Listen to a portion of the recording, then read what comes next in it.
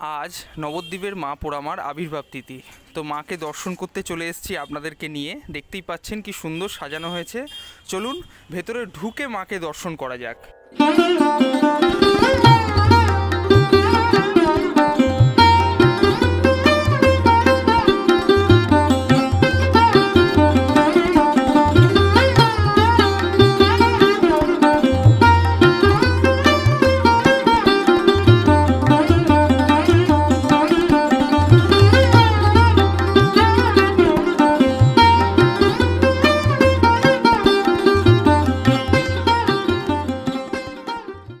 সবার প্রথমে আগে আপনারা মা পোড়ামার দর্শন করে নিন।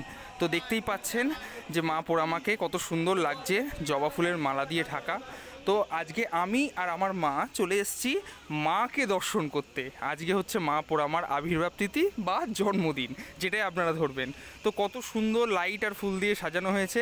এর মাঝখানেই আমি আর মা লাইনে দাঁড়িয়ে পুজো দিয়ে দিয়েছি।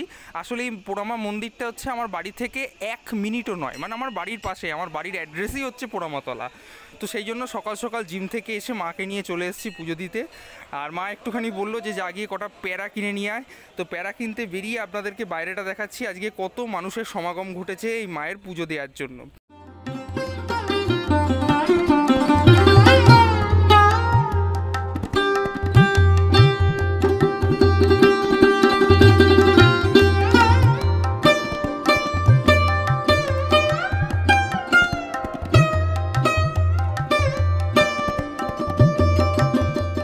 আর এই হচ্ছে মা ভবতারিণীর মন্দির, মানে পোড়ামা মন্দিরের ঠিক বাঁ সাইডেই হচ্ছে মা ভবতারিণীর মন্দির।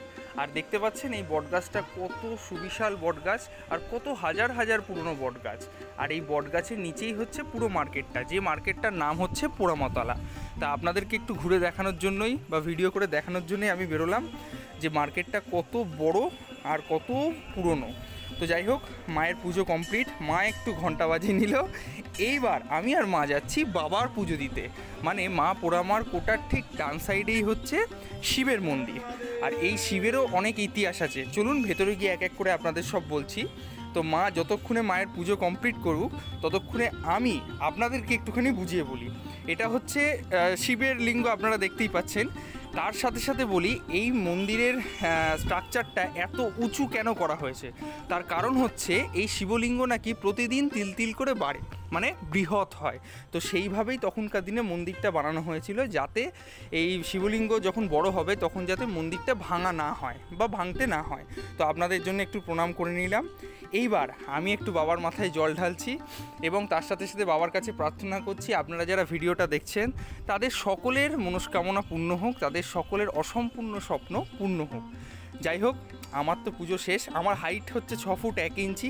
তাহলে আপনারা একটা আইডিয়া করতে পারছেন যে এই শিবলিঙ্গটা কত বড় হতে পারে, আমার থেকেও আরও উঁচু। তো যাই হোক, বাবার পুজো কমপ্লিট। এইবার এই পোড়ামার কোটাতে আগে বলি দেওয়া হতো, এখন আর সেটা হয় না।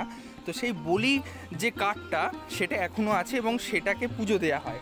তো আমি একটা মালা নিয়ে নিলাম সেই বলির কাঠের জন্য। তো আপনারা দেখতেই পাচ্ছেন এই হচ্ছে সেই বলি কাঠ।